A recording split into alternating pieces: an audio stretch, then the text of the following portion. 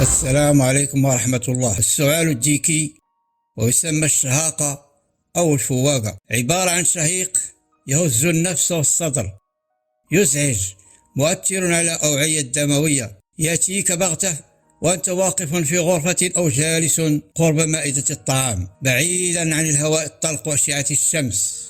ما زلت أتذكر عندما كنت طفلا في المدرسة، عندما يعاني أحدنا من نوبة السعال ينصحنا الأستاذ بالضغط على الأنف وحبس النفس مرات متتالية، لكن هذه الطريقة تزيدنا مضايقة وألم كذلك. وعندما كان الطبيب يزورنا الزيارة السنوية كان يشرح لنا أن سبب السعال نقص في عامل تخثر الدم، وينصحنا بتناول فيتامينات مهمة الجزر والبرتقال، لكن رغم التلقيح فاكسان تختفي عنا النوبة اليوم وتعود غدا. أما البرتقال يخفف النوبة أحيانا ومرة أخرى لا يفيد، مما دفعتني الحاجة إلى القيام بتجربة بسيطة. قطرت قطرة ماء في فوات أنف اليمنى واليسرى، ما وصل الماء إلى التجاويف الأنفية والجبهية حتى توقفت نوبة السعال. إن كانت النوبة شديدة قطرة من زيت زيتون كافية.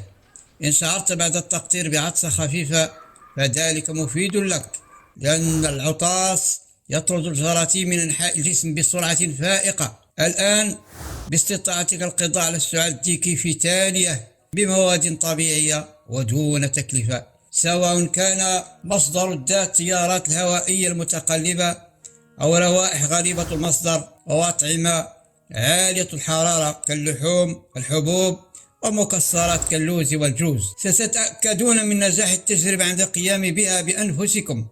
أرجو أن تصفقوا جيدا حتى أسمعكم يزيد من تحرك في الميدان ونسجل أهداف ضد الجراثيم لصالح فريقنا الإنساني يا جماعة. شكرا لكم، أخوكم نجاح حبيب.